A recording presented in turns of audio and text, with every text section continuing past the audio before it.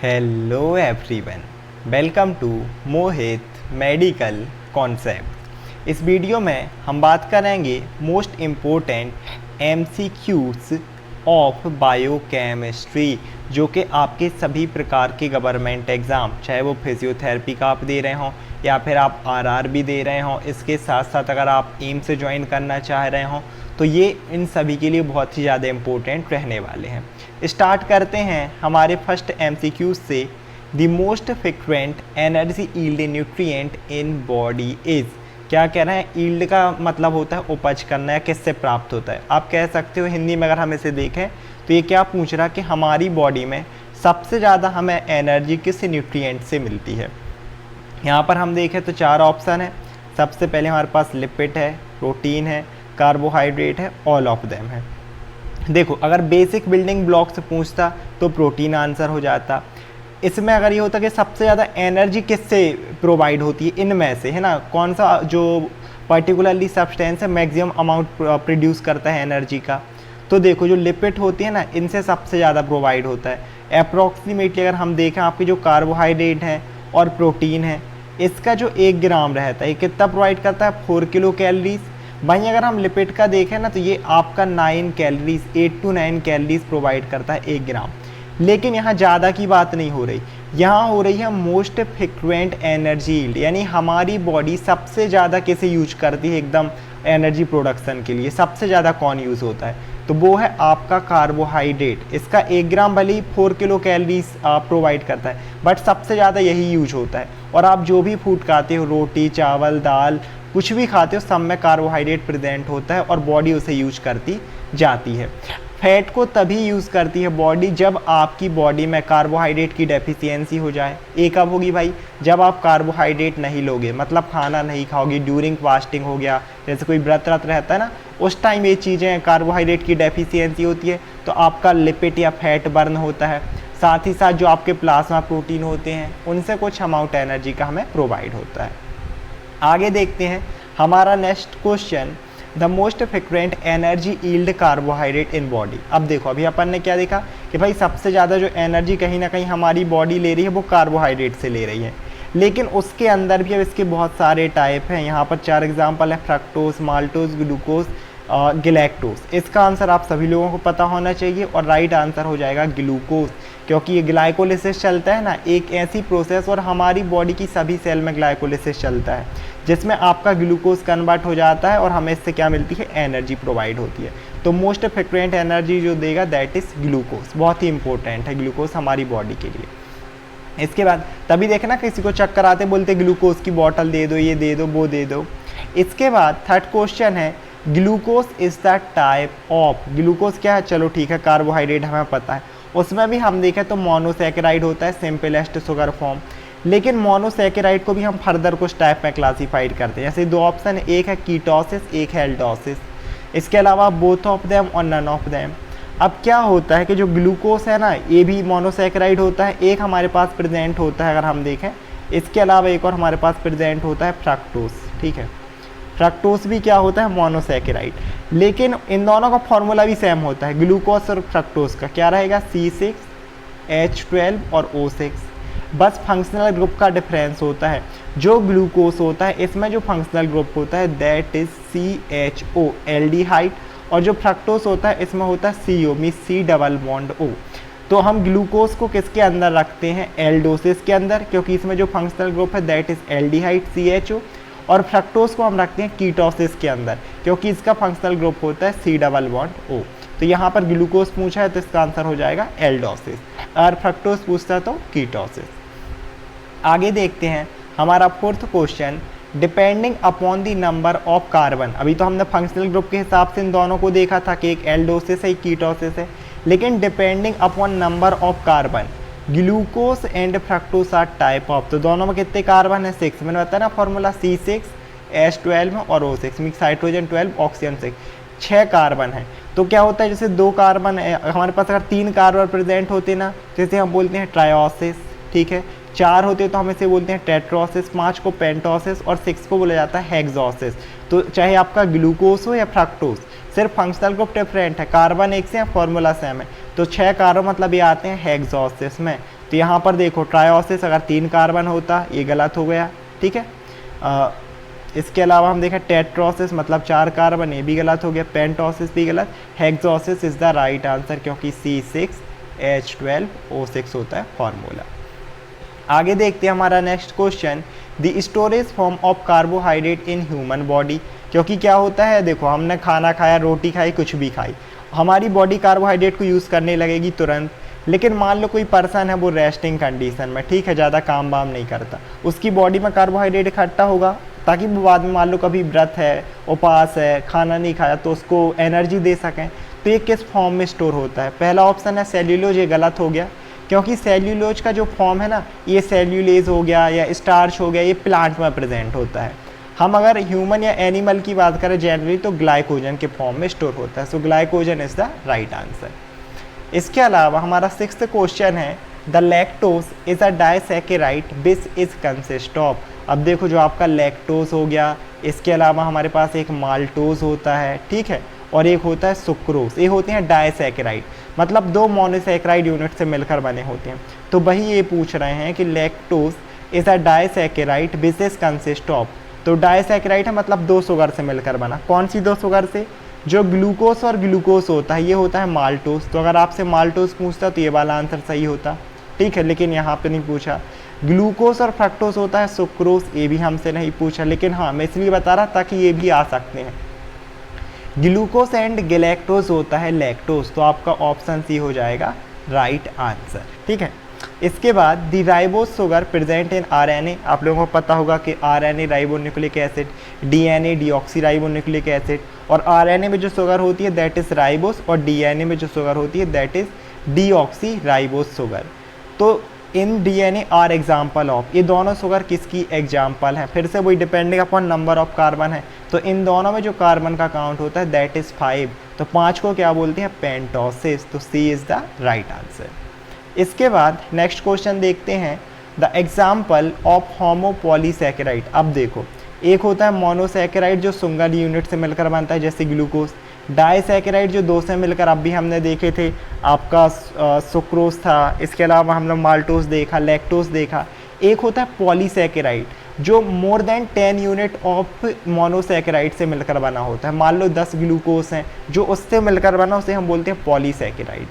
उसमें भी हम पॉलीसैकेराइड को 2 टाइप में, होमो मतलब सेम, मतलब क्या होगा, इस पॉलीसैकेराइड जो है 10 से ज़्यादा यूनिट से मिलकर बना होगा, लेकिन जो 10 ही यूनिट है वो एक ही रहेंगी, चाहे वो ग्लूकोज हो जाए, चाहे वो फ्रक्टोज हो जाए, इस तरीके से।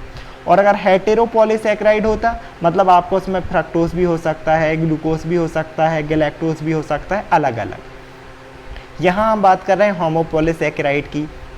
तो देखो जो सेल्यूलोज है ये है भाई पॉलीसैकेराइड, हमें पता है, और ये मिलकर बना होता है सिर्फ ग्लूकोज और ग्लूकोज से मोर देन 10, तो ये होमोपॉलीसैकेराइड है, राइट हो गया।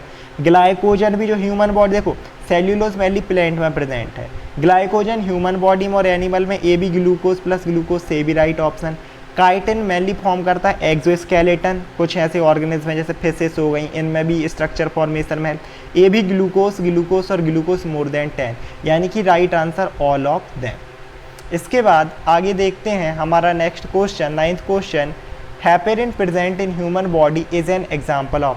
हेपेरिन क्या होता है? एंटी कोगुलेंट, हमारी बॉडी में प्रेजेंट होता है, जो जनरली ब्लड, अगर ब्लड वेसल के अंदर है तो उसे क्लॉट करने से रोकता है। हाँ, जब आपको चोट लगती है तो जैसे ही एयर वहाँ जाती है वहाँ का हेपेरिन मर जाता है और ब्लड जम जाता है।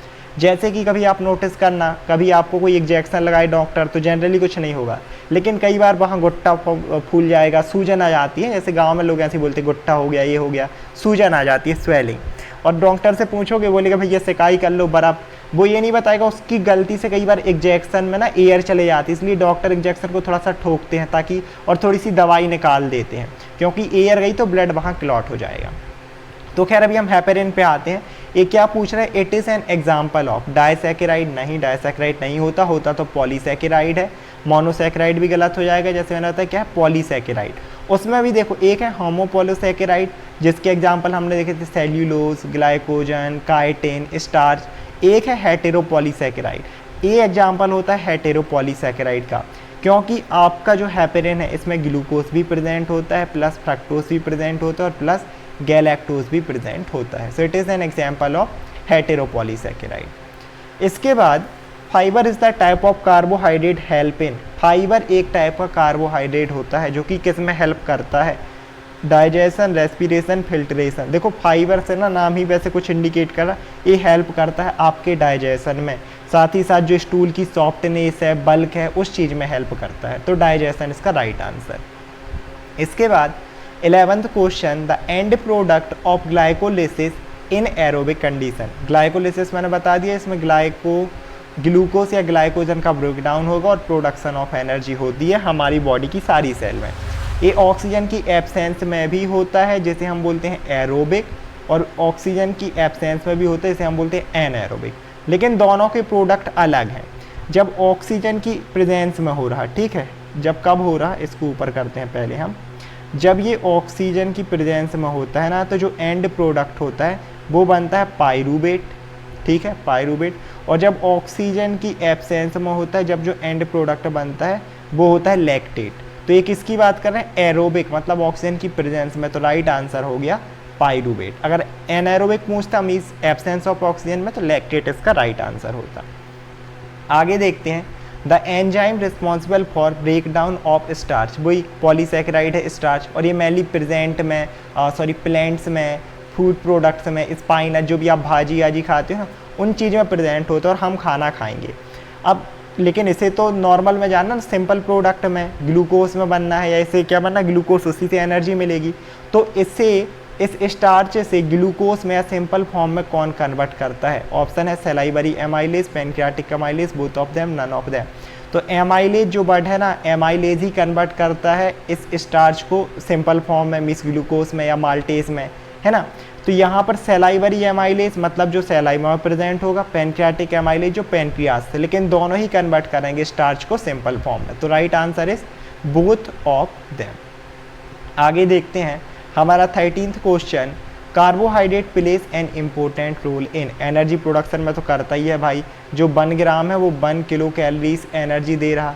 सेल एडेशन में भी बहुत इंपॉर्टेंट रोल होता है। मान लो ये है एक सेल, ये है दूसरी सेल, तो कार्बोहाइड्रेट ऐसे सेल पे प्रेजेंट होते हैं, ठीक है। कहाँ प्रेजेंट होते हैं? सेल मेम्ब्रेन के सरफेस पर, और एक दूसरे से ना कनेक्ट करते हैं, जंक्शन बनाते हैं, ऐसी सभी सेल के साथ, तभी वो सेल से टिश्यू का फॉर्मेशन होता है। साथ ही साथ परमिएबिलिटी क्या होता है, कुछ कार्बोहाइड्रेट मोलिक्यूल्स, ठीक है, इस तरीके से क्या होते हैं, जो सेल मेम्ब्रेन है उसमें क्या होता है, लिपिड के साथ अटैच्ड होते हैं, जिसे हम ग्लाइकोलिपिड बोल देते हैं। कुछ किसके साथ अटैच्ड होते हैं, कुछ प्रोटीन के साथ अटैच्ड होते हैं, जिसे हम ग्लाइकोप्रोटीन बोल देते हैं। और ये होते हैं negatively charge product, negative charge होता है।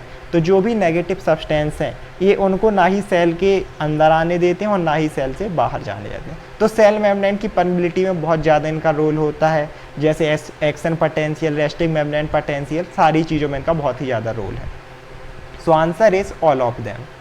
इसके बाद जो 14th क्वेश्चन है, दी हार्मोन प्रमोट ग्लाइकोजेनेसिस। अब पहले बोलोगे भाई यही बता दो, ग्लाइको देखो मिस ग्लूकोज, और जेनेसिस एक ऐसी प्रोसेस जिससे आपका जो ग्लूकोज है वो ग्लाइकोजन में कन्वर्ट होगा, तभी तो हमारी बॉडी में स्टोर होगा, उसे बोलते हैं हम ग्लाइकोजेनेसिस। कौन सा हार्मोन हेल्प करता है? इसमें आपका हेल्प करता है इंसुलिन, ठीक है, तो ये इसका राइट आंसर हो जाएगा।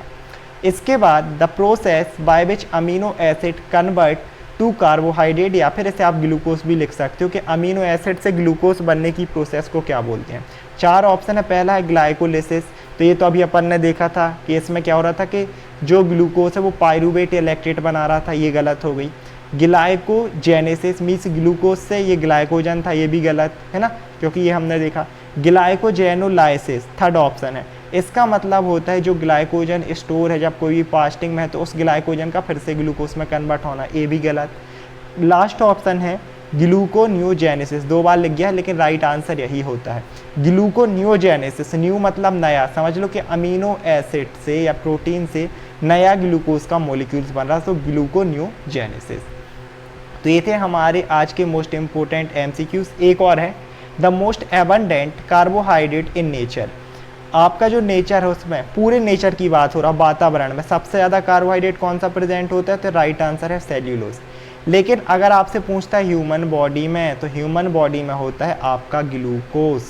इसके बाद हमारा लास्ट क्वेश्चन, आई थिंक हाँ 17th and last question, the most sweetest sugar in nature या ह्यूमन बॉडी, सबसे ज़्यादा मीठी शुगर कौन सी है? ये होती है आपकी फ्रक्टोज। ये आपके जो गन्ने का रस होता है ना, गन्ने का जूस हो गया, शहद हो गया, शुगर कैन, गन्ना अगर शहर के लोग ना समझते हो तो। इसके अलावा हम देखें तो जैसे मैंने बताया कि और भी जितने भी फ्रूट्स हो गए, हनी हो गया, शहद हो गया, इसमें ये पाया जाता है, मोस्ट स्वीटेस्ट शुगर होता है। इसके बाद ये थे हमारे आज के MCQ। 17 MCQs थे, वैसे 17 है बट आप अगर एग्जैक्टली देखोगे तो 40 से ज़्यादा हमने कवर की हो, क्योंकि मैं सारे एक्सप्लेन कर देते, जैसे इसमें तीनों चारों मैंने एक्सप्लेन कर दिए, यहाँ पर हार्मोन बता दिया आपको, इसमें हमने चारों डिस्कस किए, सेल आइबर, एमाइलेज, पेनक्रियाटिक, तो बहुत ही इंपॉर्टेंट है आपके फिजियोथेरेपी, RRB या फिर एम्स अगर आप ज्वाइन करना चाहते हैं, तो जितने भी गवर्नमेंट एग्जाम है। अगर आप लोग वीडियो समझ में आ गया तो thank you for watching and please like, share and subscribe my channel. मिलते हैं फिर एक नई वीडियो के साथ, जब तक के लिए सभी को नमस्कार, नमस्ते, सत श्री अकाल, आदाब। मिलते हैं फिर एक नई वीडियो के साथ।